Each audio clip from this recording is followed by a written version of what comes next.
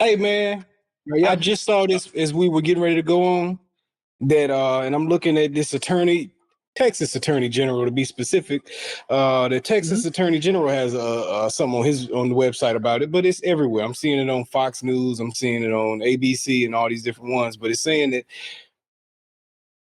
Kellogg's has officially agreed to remove toxic artificial dyes from its cereals and stuff by the end of 2027. And it just makes me wonder to myself, what took so long, man? Why do other countries get the good stuff and we got to get the stuff with the dyes? Yeah, yeah. You think about how much toxicity we've probably been consuming all these years. Yeah. Me and you, we've been ruined. Like, you know what I'm saying? Like, but the generation after the generation, we got all poison in us. Already to the point of no return. Yeah, we had at a point of no return already. So we just got to keep just doing what we doing. Ain't gonna help us none. I don't know what's the next generation. Yeah, man. Hey, but look at this though. Here in America, we spend the most money. I know it's cheaper to put all that toxic mess inside. It's got to be more expensive to do it the other way. Why would you not give us the good stuff? We paying the most money anyway. Why make the biggest profits off of us? Like, you know what I'm saying? Like, I think cheap stuff and you charge more for it? It's probably the older model, because things weren't as expensive as it is now. But I think because you just you asked a question of why now, what took so long? And I think that now that we're probably in a surplus of consumership, and you compare that with how much money we're spending to consume these things, they finally found a balance to say, you know what, I think we had a good spot. Because before, like, yeah, it was cheap to make, but at the same time, it wasn't as expensive to purchase or acquire. But now that it's even cheaper to make, probably, and then they were charging the highest amount ever in the history of consumership. All right, we can stop killing folk now.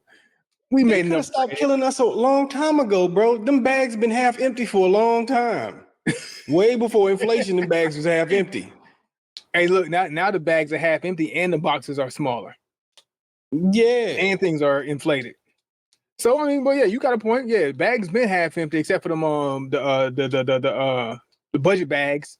What's some budget bags of cereal? The Fruity-O's and stuff like that. Yeah. Yeah, they hook now them bags been full though. Yeah, they hook you up. Them bags are full. It's full of poison though. Because if you thought Fruit Loops was poison, you can imagine what Fruity-O's got in it. You know what I'm saying? Like the worst. Fruity-O's. The worst. In order to produce it at that price. Ooh. But man, this is at that price and that bulk, yeah. Cause all these other countries been said, hey man, stop feeding poison to our people. So it's about time America stepped up and put their foot down. Like, you know, but that's social media. That's all that is, man. The internet done made us aware that everybody else getting the good stuff. And now we like, hold on, what y'all don't have that in y'all food? Yo. And every other country in America, in the country that said, nah, we don't eat that mess. We're like, what? Nah, for real. Like, now we informed. Social media has been like the biggest awakening experience that we've had in recent years.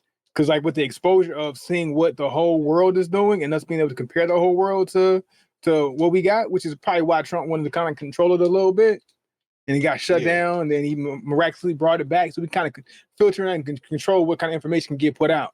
But still at the same time, you ain't gonna be able to stop all the information from getting put out and things from around the world or things that's happening in this country or whatever, and be able to compare and contrast and see like, okay, well, things are a whole lot different from what's being pushed over here than what we're seeing over here. Right. So we're forced to have to do something about it. Yeah. Well, hopefully it trickles over into more than just the cereal world, because all y'all abusing us, chips, snacks, all that stuff. You know what I'm saying? The meats, everything's bad. The vegetables, it's all ruined unless you grow it yourself. You know what I'm saying? So right. We'll see. Which is something we need to get back to. We need to get back to cultivate our own foods. There's one thing that I plan to do, like in my retirement age, which is only 8 years from now. I'm gonna get to cultivating some of my own foods, man. Yeah, I want to get there. I want to start doing that. And when you turn 62 in 8 years, that's gonna be good for you, man. You know what I'm saying?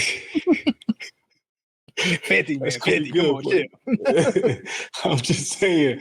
As you say, you go retire, man. You know, that's what everybody thought. They were like, dang, he looked good to be 50 plus. That boy 54. About to get that Social Security in years. Nah. Yeah, man. But nah, man, for real though, man, it's something that you own to something when you say we all need to get to it, man, because that's something a lot of people got tricked out of. People started believing in going to the cities, the large cities, and living the city life, and we gave on a lot of our land that we had in these little small places, growing it, the foods, cattle, whatever we were doing, the farm, and that won't sexy, and now it's looking a little bit more attractive these days to do that. Yeah, and I think that is something that, especially for younger kids, to teach them that. I remember coming up elementary school. I don't know if y'all did it when you was in elementary school, but we had a class where we were, going outside and we planted a garden and whatnot. My mom's back in the day when, especially like agriculture class, something like that. I just remember like we had a little garden we used to maintain. It might have been like third grade, second grade, or something like that. We used to always maintain this garden. That was part of the curriculum in school. I don't know if they do that anymore. I remember when we lived in Louisiana years back, we maintained a garden. We always grew stuff, cucumbers, watermelon, and all that, whatever. Like we would always grow fruits and foods and peppers and all this good stuff. Love stuff like that. So we definitely need to get back to it. Most definitely, man. Now, if you want to live longer, if that's an interest of yours, Yeah. And you want to just be healthier, everybody ain't supposed to be as big as we are today. You know what I'm saying? Like humans are entirely too big. Yeah. Just I ain't even just talking about body mass wise, but height, everything, man. Hey man.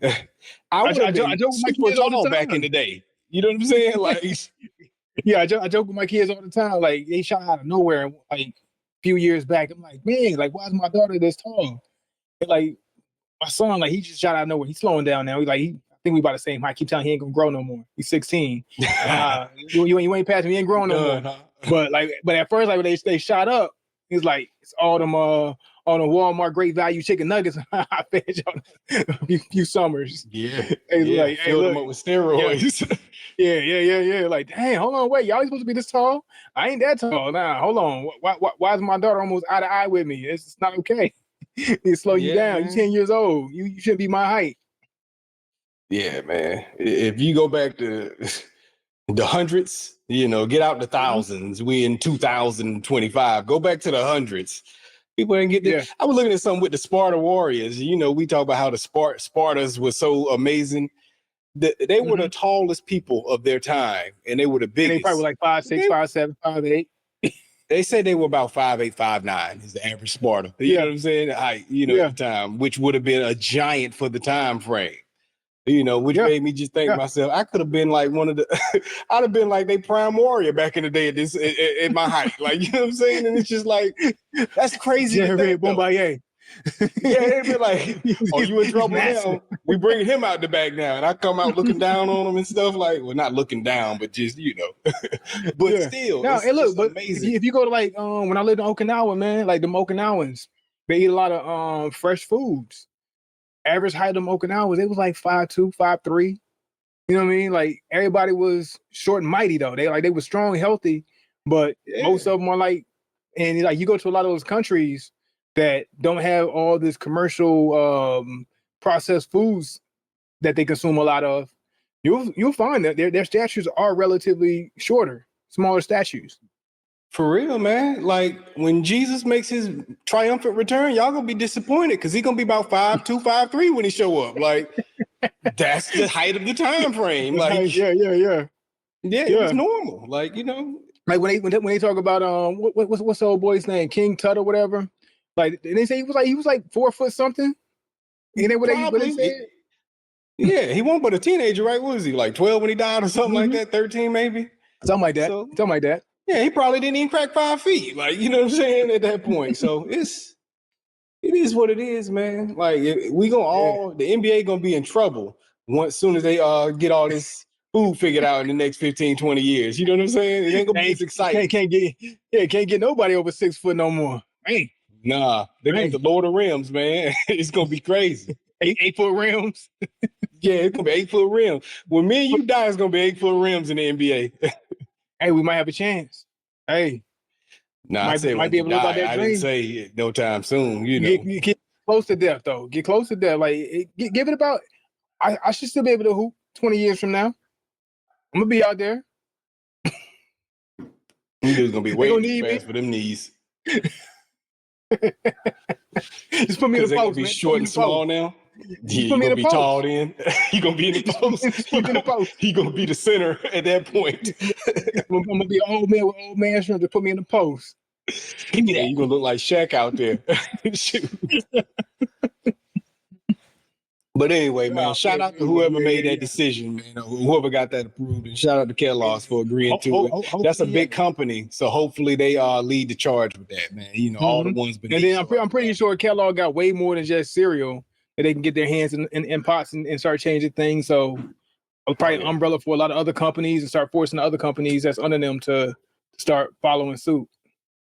Oh yeah, especially if because they're big enough that if everybody say, "Ooh, we like what Kellogg's did," and they start buying Kellogg's and that their prices, they could monopolize the game easily if people get on board with liking the decision and stuff, man. So that will force a lot of people and smaller companies to have to get on board with that, you know. Yeah. Cause once Big Dog make the change, everybody else got to follow. Yeah. You got to follow line. Yeah. Follow line. Yeah. So man, what we smoking today? We done belabor the point long enough. Let's keep the cigar fans let's get them out of the suspense of what we're smoking today. Well, I'm with my father's. Yeah, your cigar almost gone, ain't it? Yeah, man. Hey, look, man. This thing been lit about 30 minutes already. So the whole about to be through the first third here. But anyway, so with my father's, I have the Jaime Garcia Reserva Especial. I got the Toro version. And for me, this is what we got. We got a Connecticut broadleaf. We got the Nicaraguan origin, and what's my other details here? Come on now. Ecuador binder, Nicaraguan filler. Mm-hmm. Yeah, and that's what we got.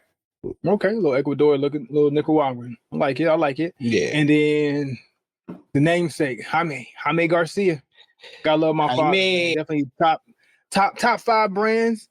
It used to be I don't know if it's still my favorite.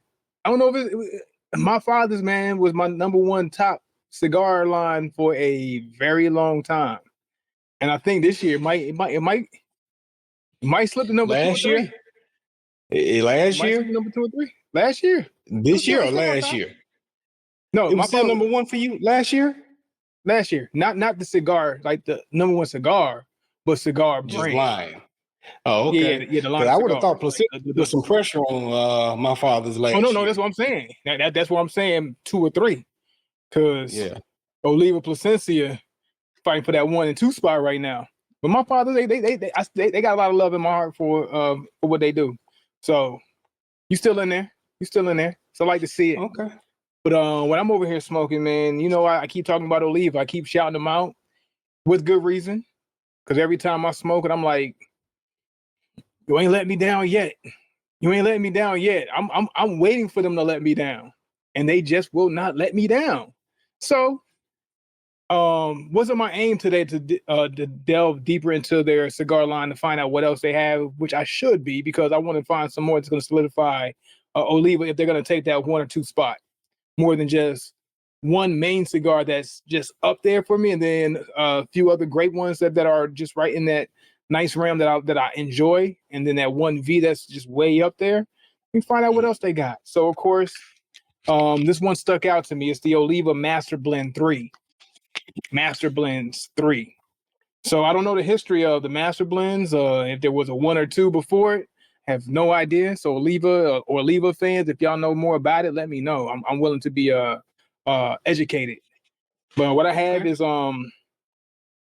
Churchill stick. You see how long that bad boy is right there? Yeah, them Churchills. Got that Churchill on it. That's a full day event. Yeah, for sure. A few day event. I can put this thing down probably and smoke it over like 3 or 4 days.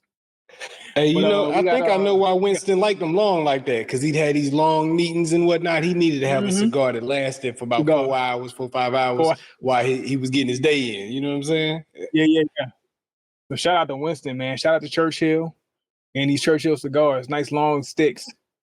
But we got the broadleaf USA, origin is Nicaraguan, binder and filler all Nicaraguan. So Nicaraguan through and through, except for that broadleaf USA wrapper. Okay. So, and when USA, So today we find out if you're actually a fan of Oliva or if you're a fan of a cigar. We learned today. that's the thing. I still think I'm a fan of Oliva. I'm going to be a fan of Oliva, but as that top three, that coveted medal positions, trophy level. You right. Trophy level. Because G's still a good cigar. You know what I'm saying? Like Yeah, the other G's ones, good some cigar of the other ones over still... a cigar. Yeah. Yeah. It's just that all V is a cigars. standout. That V is a standout. But yeah, master blends, man. We with the master blends. See what Oliva got. We've had the Gilberto before, I believe. I think both you and I have both had it at some point. Yeah. Which was a good stick too. Not one of my favorites, but it's still a good stick. So that Gilberto is nice. It's nice. So we're gonna see what the master blends do. See if it can help solidify Oliva. Put them on the podium. That 1, 2, or 3 slot. See if they are if they're trophy level, medal level. All right, that's what it is, man. That's what it is. I expect to get a good result. I don't know how good, but I expect it's gonna be solid results. You know what I'm saying? Yeah. So I will say this. So far, so nice. So far, so nice. Good. Yeah. Because I'd have been disappointed here otherwise. Yeah. So I was picking on myself the other day. Because before we got on, I was telling you about like how often I would smoke a cigar. Like I would get like 4 smokes out of a cigar, which is rare because how I like to smoke. Well, it used to be rare. It's becoming more commonplace for me nowadays, right? To where I would smoke only when I had enough time to be able to enjoy a stick, like get a good hour, 45 minutes minimal, but an hour mandatory usually or more, hour and a half. If I can get that time carved out, that's the time I'm taking to smoke a cigar. But you know what I've realized, what I've been doing lately? Because I want to ask you, like, how often do you smoke a cigar per week? Or how often do you get to enjoy smoking experience per week? Because for me, it's been every day. I smoke every day. But I'm not liking the way I smoke, though. I feel like I'm smoking like a cigarette smoker. Like I'm going outside to catch a quick little Newport real quick. Like, it'll be the end of my day. And like, man, I need to take a couple puffs of this cigar. And I'll have a cigar sitting on the ashtray. I'll go pick it up. And I might sit down for like 10, 15 minutes, maybe 5 minutes even. Just light it up, puff, go in the house to eat something real quick. And then my night's over. I'm sitting up here smoking like I'm going out to smoke a Black and Mild, man, and I don't like it. I don't like it.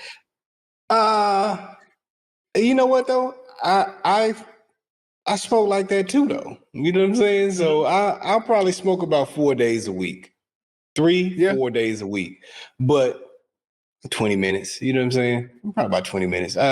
But I call them my morning meditations. You know what I'm saying? What I be saying to you. It's really just for me to take a moment early in my day, relax, wind down, clear my head, and kind of figure my day out in my head. You know what I'm saying? Get myself in a good mental spot, relax, and just daydream about whatever I need to get done, So I noticed you do that. And that's dope. Yeah. That's dope. Because you have a purpose for your short smokes. 20 minutes, hey, my morning meditation, I'm getting my thoughts together, getting my day started right, get on the right foot, and get my ground solidified underneath me, which is dope. And I not necessarily pick on you, but I kind of joke in mine too. Like when I'm smoking the evening, like, hey, got my evening meditation or whatever. But yeah. I ain't taking 20 minutes, and it ain't purpose. Yeah. I'm just out there just taking a quick pull, man. Just like, man, I had a stressed day. Puff. Now I put it down. I'm back in the house.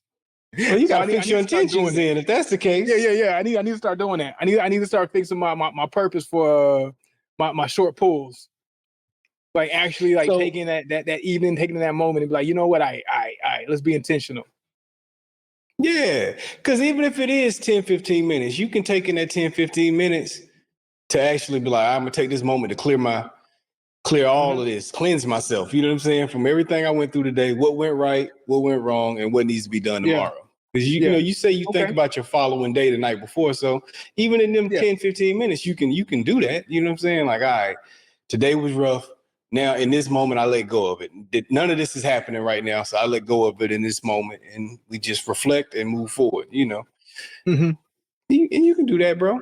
You know, instead of taking it from the point of view of like, man, I got to get to my next thing. Because what else is there to be doing while you're smoking anyway, other than relaxing? You know what I'm saying? Like, that's it. Because that's all I'm really doing, honestly. That's all I'm really doing. Put the phone down, first of all. You know what I'm saying? No phone while you smoking it. And just let it all be mental. You know what I'm saying? Let that imagination flow. I do be scrolling IG or something, or be checking stocks and my investments and all that good stuff. I do be doing that. It don't be like I'm not centered in a moment. I'm just I'm out there just doing whatever, just puffing real quick, puff, scroll, and then nothing gets accomplished in that time. Yeah, see, that's why you still that's why you like a cigarette smoker. Yeah, that's why you like a cigarette smoker, because you sitting around just multitasking and it's a part of your multitask away from everything. But I always put my phone down during that time. You know what I'm saying? I might shoot a quick little flick over or something like that. But after that, I'm done with the phone. Like those 20 minutes is just me and that. Now, maybe I have some music or something go in the background sometimes, not all the time, but sometimes if that's the vibe at the moment. But beyond that, I'm not focused on that, man. I'm all in here through that time. So yeah, maybe that's what I need to be on. That way I don't feel bad about my 20 minutes. Yeah, because I've been feeling bad about my 5 minutes. I've been feeling bad about it. That time keep on coming down. It went from 15 to 10 to 5. I mean, I ain't gonna lie to you. Sometimes it's one. Sometimes I go flick with the big, and it's a big too. That's a problem too. Flick with the big. Get that cigar hot real quick. Puff, and I'm back on to something else. It is not. It's not okay. It's not okay. Yeah, that's why you don't feel good about yourself, man. You got to put the big down, bring a match out, man. Go through the process, and just dedicate it to it, man. Yeah, slow roast that burn. You know what I'm saying? Get the match out. Even that's the process. Like usually, when I'm having an actual cigar moment, like even the process of toasting my cigar, that's a moment of, you know, being in the moment and actually separating myself from everything else when I'm going into actually having a cigar time. You sit there, you take your time toasting it. Instead of just hitting that flick, get it hot, pull, puff, and on to whatever. Oh yeah, man. This is what I say, man. When you know you got 5, force 15, force it into 20. You know what I'm saying? Just force it to 15 or 20. Like, forget it, man. Everything else, it can wait. Forget it. It's going to wait right now.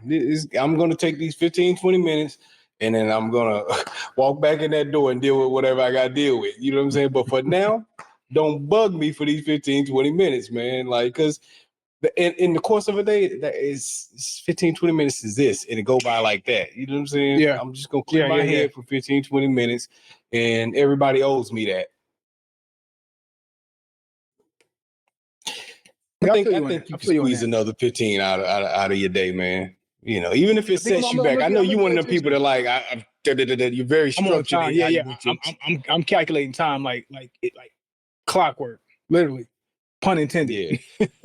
Yeah. You're gonna have to force it. You're gonna have to force it, man. That little bit of lenience you give yourself, you'll make up for it. I'm sure there's something else you can cut out, man. For sure. For sure. Yeah. But I mean, like all that comes to a point of reflection, self-reflection, which I've been doing a lot of. Because I had a thought at one point, and the thought was about how we perceive ourselves and trying to be fair in the angle of having grace on myself too, on top of rightfully judging, am I actually the person I think I am?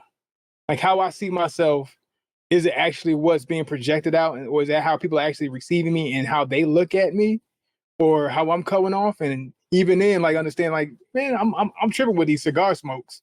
I'm tripping with this. I'm tripping with that. Maybe I ain't, but I thought I was. Maybe this ain't what I'm thinking people like really are receiving me as. I've been doing that a lot. I've been doing that a lot, like taking a look at other people and then wondering like, man, am I like that? Like, do you ever have moments like that to where you're kind of taking inventory of yourself, trying to figure out like, hey, is what I think I'm projecting what's actually being projected? Yeah, I try to do it, man. I try to be aware of it. I feel like, for me personally, it's my personal belief about myself. Whatever somebody tells me, at least 95% of the time, it shouldn't surprise me, regardless of what's said, because I should know that's a possible outlook. You know what I'm saying? How somebody could have with me. So you know who you are truly inside, but people ain't always gonna see it that way. Like, I think most of the time people ain't gonna look at you how you look at yourself. You know what I'm saying? Like, it's rare. Like, so even if you somebody like Michael Jordan, who people consider the greatest, people ain't gonna. He see himself one way, and it's still different from how people see him. You know what I'm saying? Like, and people still have debates on it. Like, and how I'm looking at something, somebody might not even see it that way. I'm seeing the greatest on the court ever. People like, man, MJ was buns. Like, huh? Yeah. Buns, or he didn't have no bag, or he was an a-hole, or he, you know what I'm saying, or he was this, you know, like people always gonna look at you different, you know what I'm saying, like, than what you see yourself. So, I mean, it is what it is, man. I don't think we have no control over that. You just need to be aware of how people could possibly perceive what you're doing. You know what I'm saying? You could think you're looking confident, but you could be looking arrogant, and you got to be aware that maybe that if somebody say I'm a jerk, I could see how you would interpret it that way. I don't believe it's that, but I can see how you could interpret it as that. You know, and as long as you got that, Because a lot of times, like you might know what your intention was, but it's not necessarily always your intention. Is what is being received by somebody else. Your intention could be one thing, but somebody's receiving, whatever you're projecting or putting out there, in a totally different way, and they're not wrong for that of what they what they've received from you or how they perceive what they received from you. It's their perspective. Because I got to this point, it was like maybe about a month ago. We were finishing up one of our training cycles. I had another instructor who was in there. He was a pretty new instructor, right? And after every training cycle, all the trainees, they get to write their reviews on all the instructors and their thoughts about them. And he was reading through them, and he was appalled. Like, he just couldn't believe the negative things that the students were saying about him. And he was sitting there reading them, and his team and me as his team leader. And he's like, they said, can you believe they said this about me? And can you believe they said this? What are you talking about? Can you believe it? And I'm sitting there like, nah, yeah. Yeah, big dog. about right. That's about right. They are not wrong for what they're saying. And it's like, yo, like, does this guy like really perceive that he's greater than what is being said about him? And even with the majority of everything being very similar, he still couldn't believe that people were saying these things about him. It's like, dude, how do you see yourself? Like, and that, so that made me want to reflect on myself. Like, hey, if 30 people out of 50 have the balls to say this about you, it's probably true. But this dude could not believe that they were saying what they were saying about him. You can get your feelings hurt about it. That's fine. Like, I don't think it's wrong to feel how you feel about whatever's being said. But at a point, you do have to take it in and reflect on it and be like, all right. Oh, yeah, for real. A lot of people saying it, are they all hating on me, or is this just the reality of it? And it's like, all right, well, if this is what they think, then what can I do to improve it? Like, I've always been that person, like, where if I I can be bothered by something, but afterwards I say to myself, all right, well, how do I stop that? How do I prevent that from happening? How do I become better so I don't ever have to hear that again? So you can never hurt me with that again. You know what I'm saying? And you figure out how to fix it. If it's worth fixing to you. If it's not, you satisfied with yourself, you be satisfied with yourself. But if you want to fix it, keep moving. You know, fix it. Yeah. Yeah. So I had to sit him down and give him a class on receiving criticism, right? Because, like, okay, I might be this way now, but when I first got into this position and I was going through and I was reading the reviews on what they were saying about me, I had a bunch of great reviews, but then a couple of them said some not so great things about me. One said, hey, Son Richardson, he's hard to understand. Like, he's hard to follow. Something along those lines. And I didn't like it.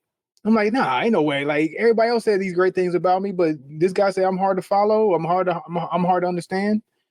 But then I had to take that. Okay, like if one person is saying that about me, other people might feel the same way. And even though they might Just have didn't these say other it. good points of it, yeah, they might not have just said it, might not have said it. So I can't just rub that off as like, okay, one person said that. They out of their mind. They don't know what they're talking about. And even though I might still be good at these other 10 things, that one thing I might have that improvement on, it's still an improvement that I could still make. So still taking ownership Right. of saying, okay, I can still make these improvements. Like I don't have to just get offended by it and brush it off because somebody has this critique. It's a critique for a reason. And I can critique that. And I can look and take inventory of myself and say, okay, I need to improve on that part. Because Yeah. going forward, it might be even if that one was valid and everybody else didn't feel that way. Just because at this time frame that I got, say out of 50 people, 49 felt I was okay, I was good to go. And then one looked at me this way. Now the next time I can get 49 that see things the way that one person's seen it. And then now it could be a complete loss based on me just discounting that one that wasn't a favorable review because, oh, that's Right. just 1 out of 50. But now if I get another 50 students, another 50 people in front of me, and their outlook and their view and how they receive things is just like that one person, now I lose the majority because I didn't make that one single improvement. Like Right. that was like a Right. big point of me trying to make that understanding to that individual. Like, nah, whatever criticisms are, it's okay to take inventory and look at yourself and say, how do I see myself? Okay, how does this person see myself? How do other people see how do other people see me? And then how do I balance what my perception is of me? Right. And you gotta weigh which criticisms are worth or which criticisms are criticisms that actually need to be changed. Like if somebody's Mm-hmm. saying you're hard, that you don't speak clearly, but only one person says it, that might Mm-hmm. be worth still considering, regardless of if it Yeah. was just one person or not, but something that's more subjective, like personality wise, if one person says, I didn't find them funny, Yeah. but I don't everybody need to else be thought funny. you would, I Yeah. don't have to be funny. You know what I'm saying? Like, you're like, all right, that ain't worth it. You know what I'm saying? But thank you for letting me know. You thought I was a little dry, but this is what I do. Everybody else enjoyed it. Then maybe not, but a lot of Mm-hmm. times some criticisms, you have to see if it's something that's important to what you do. You know what I'm saying? And if Yeah. so, don't take it personal. That ain't nothing personal. That's simply about improving as a person at that point in time. If they're Mm-hmm. saying something that can really benefit you, like you said, because in your scenario, if you're not clear or easy to understand, yeah, this group might have been okay with it, but the next group might not. So I get exactly where you're coming from that. But I think there is a lot of people that's too sensitive to handle stuff like that, and they take it like it's a personal attack. And it may feel like one in the moment because about you, but there's opportunity for growth in all of that. Yeah. And that's the bigger I picture. think I hate when people say don't take things to heart. I think you should take most things to heart. But how you take it to heart and what you do with it once you take it to heart, now those are two different things. Now those are the things that vary.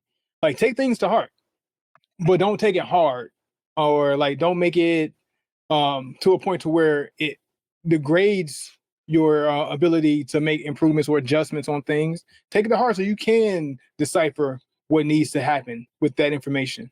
Take it to heart. And that's what I kind of had to tell the guy, like, hey, look, take these things to heart. Take it as something that I need to decipher, break down, and get some kind of understanding of different things. Nah, I really like that. These are some things that you probably need to take in, and then now what you do with it, that's on you. Now how you handle it Yeah. once you do take it to heart, that's on you. Yeah, you can let stuff like that fuel you to be, better.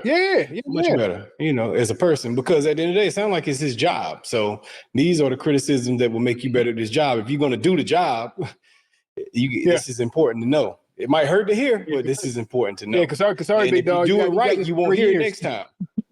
Yeah, you got to do it for 3 years. Okay, now this is your first time hearing it. It sucked. Do something about it. So in a year, you don't have to hear these remarks no more. You know what I'm saying? But Mm-hmm. Yeah. Like, and I look for the negatives. Like every review I get, I want to see the positives, but for me personally, I look for the negatives. I want to see the negatives, because if I don't get anything negative, like I'm one of those people, like tell me the hard truth. And I don't like the sugarcoat, because if I don't know something, or if I'm not seeing something, if I'm missing something, I'd rather know, so that way I can make that adjustment. I can address things. You know, if I'm gaining too much weight, don't say, nah, babe, you look good. Nah, tell me, hey, look, you getting sloppy. Do something about it. Yeah. You know what I'm saying? Be hard on me. Tell me, nah, you need to, hey, homie, hey, big dog, AD, look, you're getting kind of round in the face, man. Yeah. you need to square it away. So you ain't out here looking crazy. Yeah, what that scale saying to you right now? You getting close to that 200 number? Now tell me. I'm gonna tell me. Yeah, most people won't do that though, because they're afraid to hurt somebody's feelings, you know. And it's a tactful way to do it, you know, but everybody's not going to be receptive to it. But yeah, it's at the end of the day, it is the only way we can grow and develop. Yeah, and you got to tell people the good too. You know what I'm saying? The good too. So I know what not to lose in the process of making the changes with the bad. You know what I'm saying? Right. And like I was about to say, like I appreciate that in our friendship. Like as far as like from the beginning of time to when I first met you in college, one thing I could always count on was you gonna give me hell about whatever, and then if something's good, you gonna give me props on it. I'm like, okay, I know that I can trust you to be straight up. Either you're gonna do it in a way that it comes off comical or jokey or whatever, but I can take that. I understand, like, okay, like back when we were at college, whatever. Spilled. Can't never keep it unclean, man. Come on now. I know I'm a child. Got you last time too. I know. Good.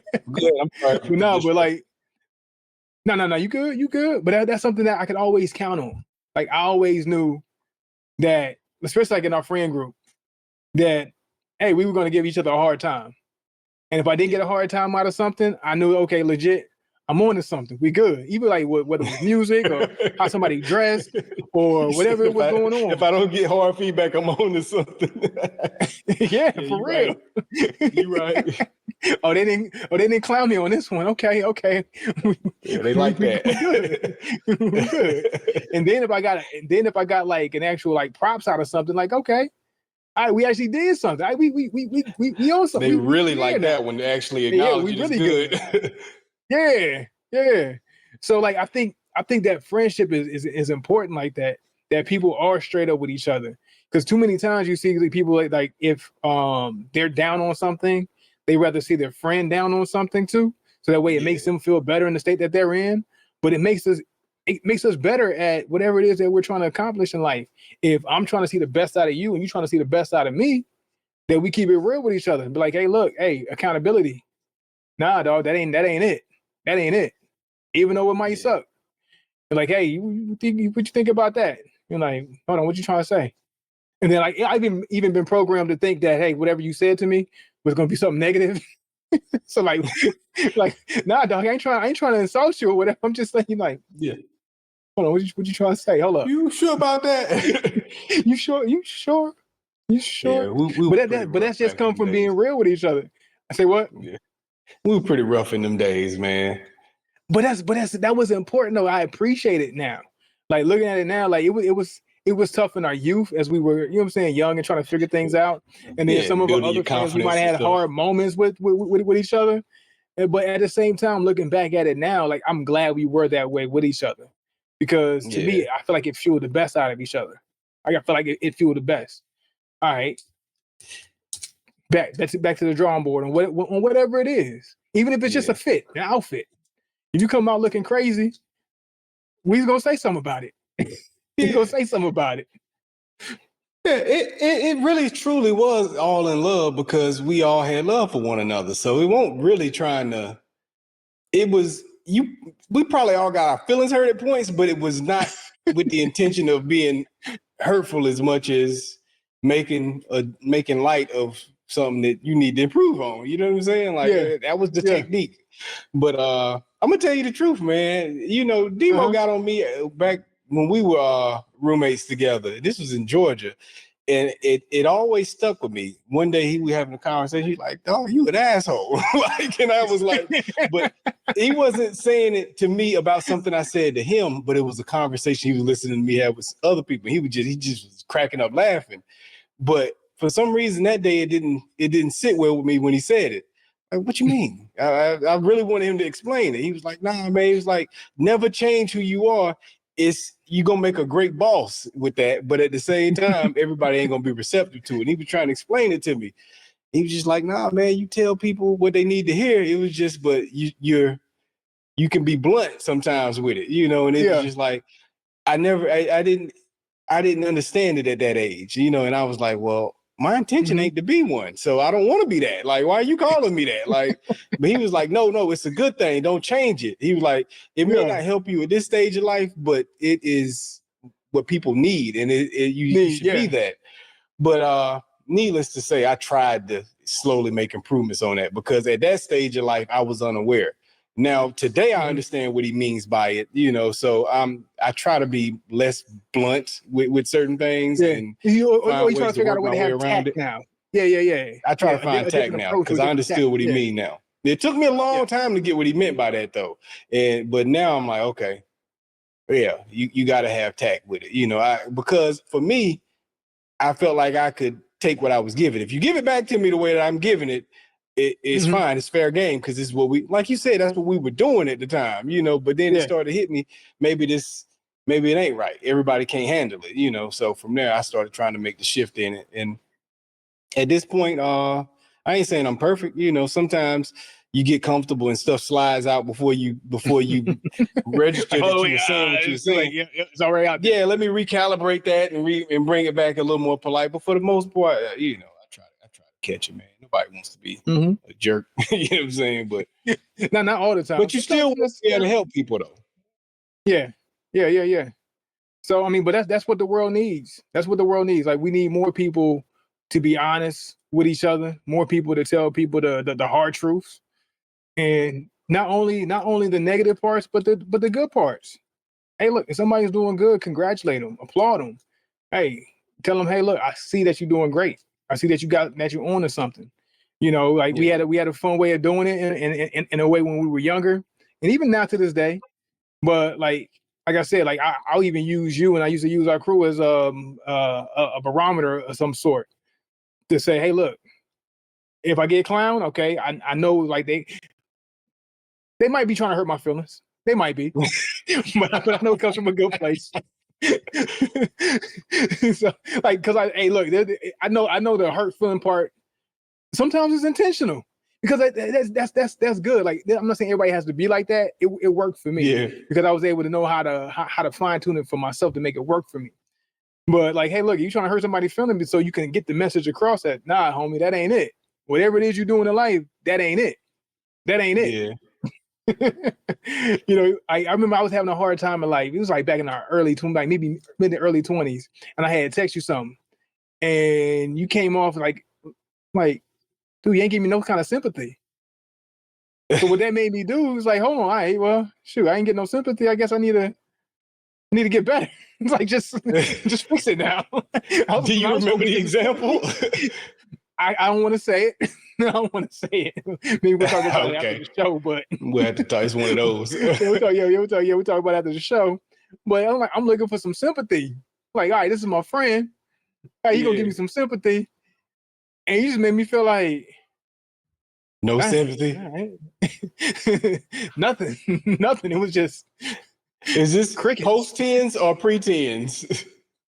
This might have been. It might have been like early tens. Might have been early tens. Okay. Yeah. Was you messing up? Or maybe post. I was messing up. You were? I was messing up. Okay. I was messing up. Well, that gives me a little peace of mind then, you know, like that ain't. But that made me make my improvement though. Like, I feel like if you would have gave me sympathy in that moment, I probably would have went a different direction. Yeah, it would have maybe enabled it. I would have went a different direction. I might not have made the improvement I need to make because all right, look, that tough love is a lot of times is what we need. Now, sometimes we do need some TLC. Sometimes we do need a little a little care, a little check-in, especially like with the mental state and stuff like that. But at times, I really feel like that tough moment was an important piece of, all right, well, shift direction, big dog. Like, ain't nobody gonna give you no sympathy on this. Like, if this guy ain't gonna give you no sympathy, the world ain't gonna give you no sympathy. So figure it out. You know what I'm saying? So I was like, all right, straighten up, get my shoulders up right, and go about and do what I gotta do. And that's always something that I've always bounced off of you and some of our other close friends. Is that, hey, look, if they give me a hard time on something, they clown me on something, they might have been trying to hurt my feelings, but hey, look, it's all good. At least I get the real from them. At least I'm getting real. So now if I get something, I throw something out or whatever, I say something, do something, and nobody say anything, I might not get applause, but okay, at least I passed the vibe check.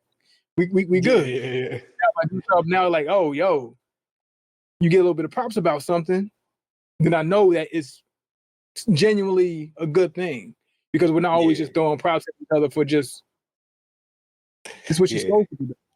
You know what I'm saying? You hitting the measure. You good. But now you see that, then we'll let each other know too. You know, I've always liked the idea of that, though, is to reserve kudos for when it's to make it special. I always felt like it's a waste if you just constantly throw it out there. Like if I know people feel like, you know, I tell people you love them every day because you don't know if you're gonna see them again, but sometimes it's a little more special if I don't use it every day. You know what I'm saying? So when I do use it, it actually holds some weight. You know, it comes from a sincere place.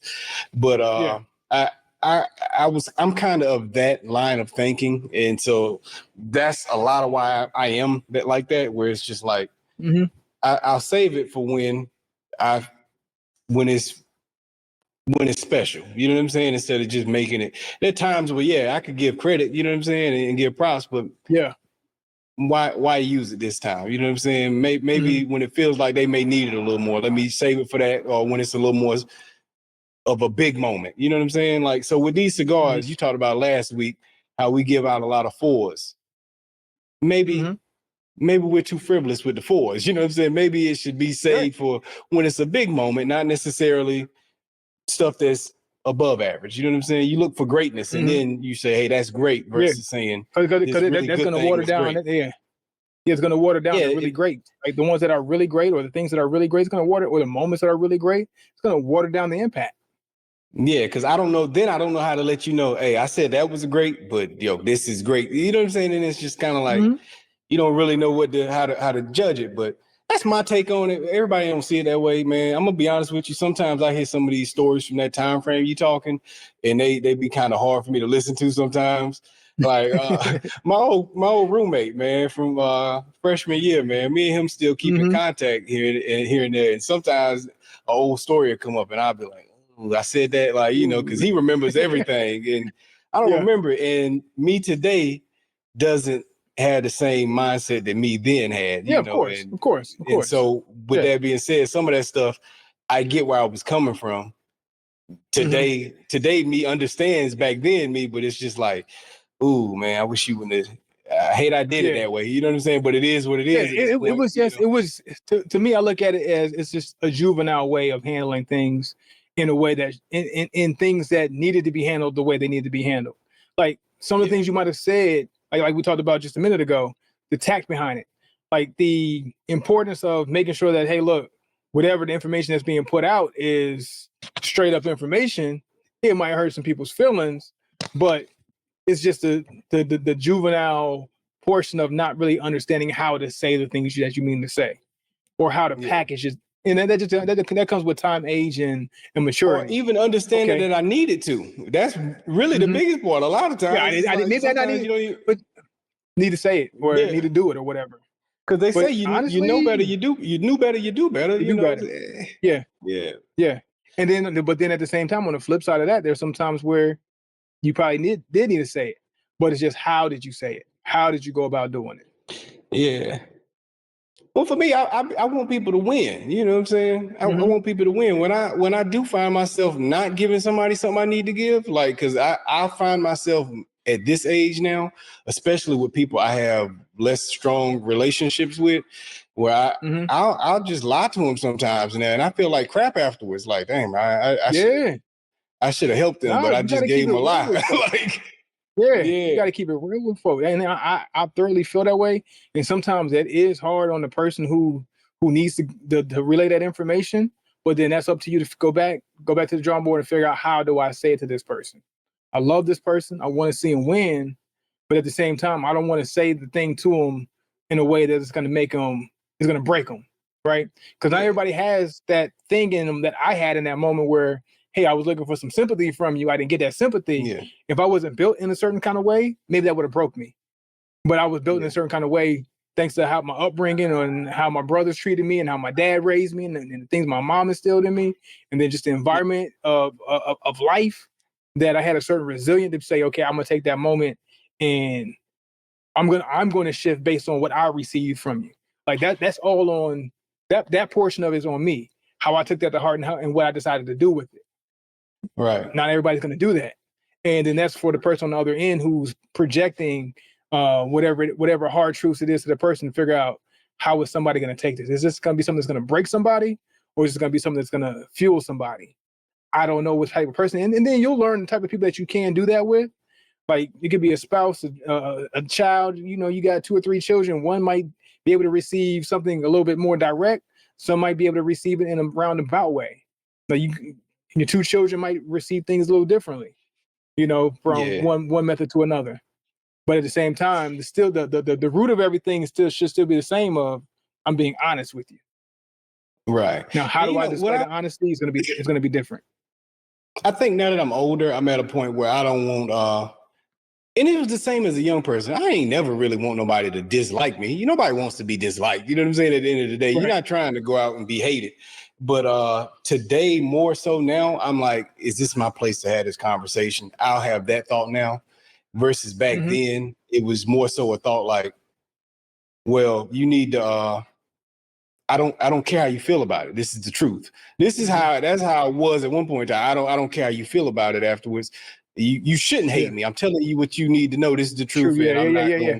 I'm not gonna cut the dope. This is what it is. You know what I'm saying? I say it however it came straight out my balls out and straight out my mouth afterwards. No filter, no Yeah. nothing. Just straight from the most Yeah. masculine part of my body. And and now it's just like I'm And thinking you to do myself, what you want to do with it. you do what you want with it, but you shouldn't hate me because I'm telling you this because I care about you. I wouldn't waste my time with it. Now let's Mm-hmm. move on. I said it, let's move on. That's how I felt then. Well, I told you what you need to know. Let's go on. What we still talking about this for? Like, but Mm-hmm. that's me not understanding that there's nuance to it. They can still interpret it how they can interpret it. They can feel how they feel about it. It's an experience. They might hate you afterwards. And in my head, there's no part of me looking at it from that point of view because I wouldn't have hated nobody for telling me what I needed to know. But that's only me in my own little world, not looking at it from other people's point of view. So as I got older and started to understand people more and not just looking at it like everybody sees the world through my eyes and starting to understand the lenses other people might see stuff through, then I started going, well, is it even my place?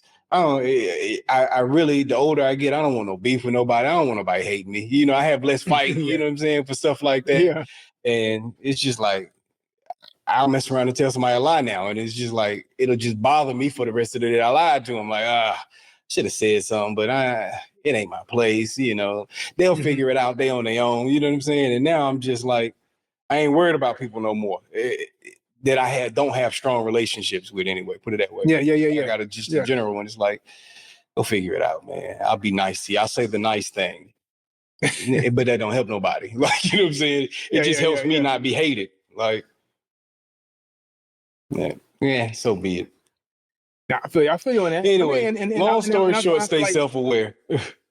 yeah, stay self-aware, and but like you said, but keep things real with people. But at the same time, you can still pick and choose. You know what I'm saying? Those moments of who you're saying and energy that you give to particular people. Like, some people, they might not have that access to you, and they might not mean enough to you or do enough for you to even, all right, that's your life. You should have a set of people in your world that's going to give that to you. I'm just going to say the nice thing so I won't be hated. Boom, boom, boom. We'll keep it moving, keep it copacetic or whatever. But then you got those people that hey, look, I need to keep it real with this guy. I need to keep it real with her. Keep it real with them, or whatever it is.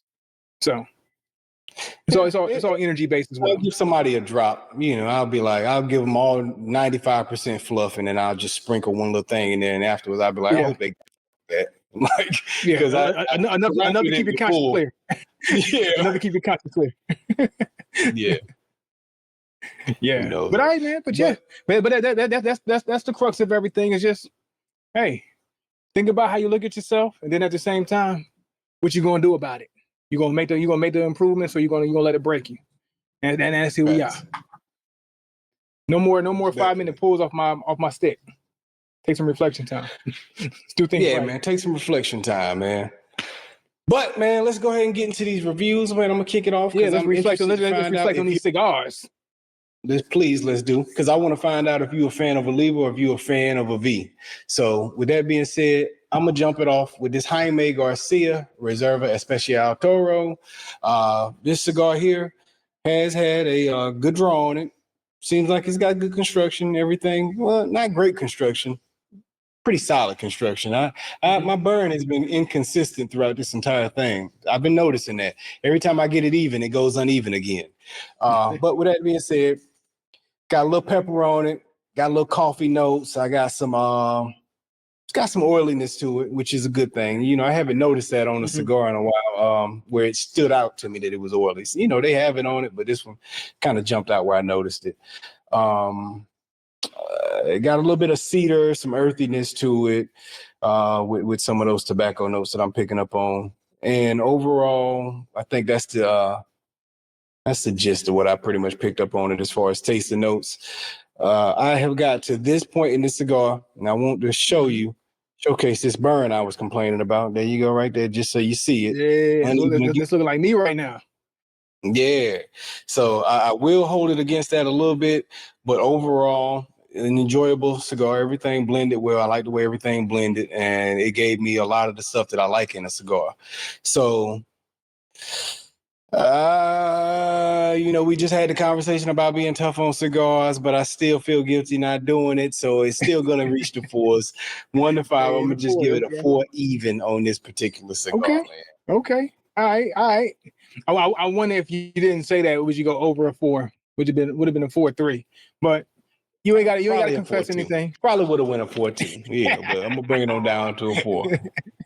I try to let you off the hook, man. Try to say you ain't got to confess. I'm gonna be honest about it. Okay. All right, as I get my last little pull off this Master Blends, Oliva Master Blend 3. Like I said, I want to find out about Master Blend 1 and 2 if that even exists, and if there's a 4 coming soon. But hey, shout out to Oliva, man. Let me go over like this.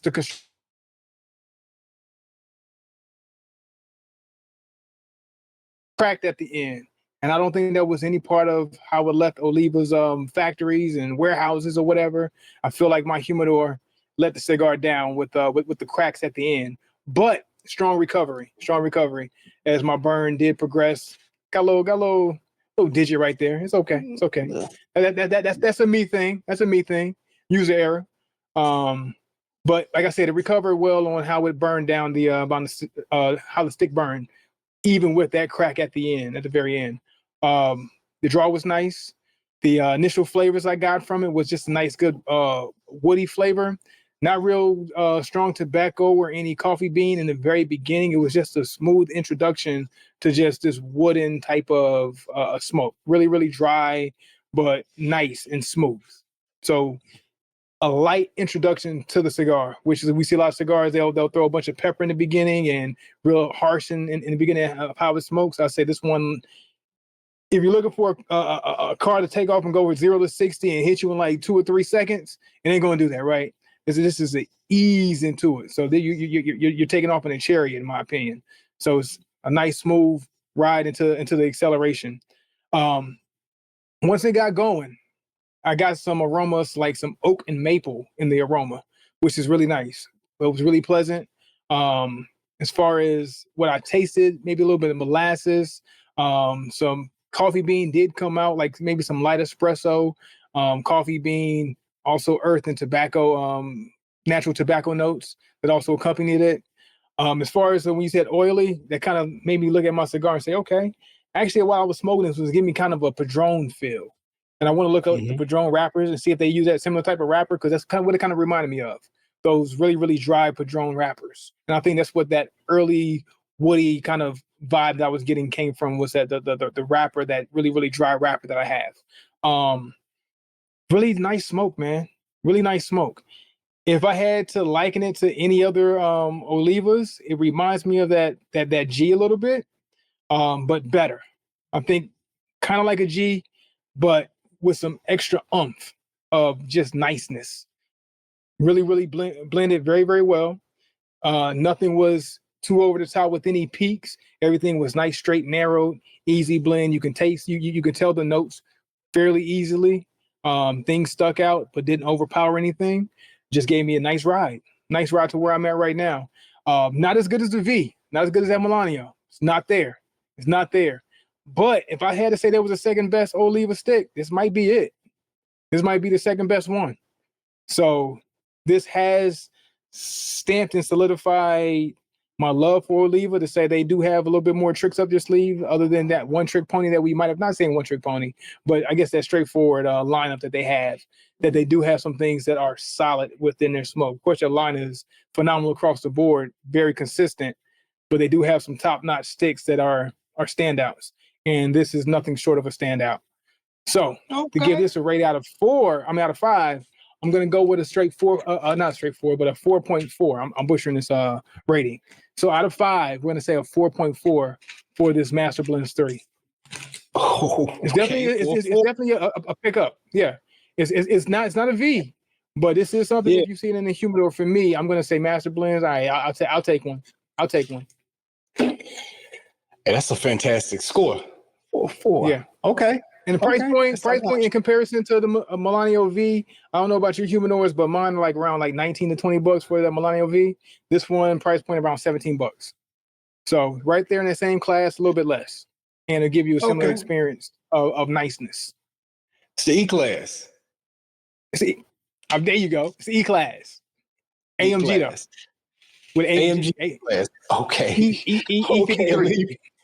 Okay, Oliva.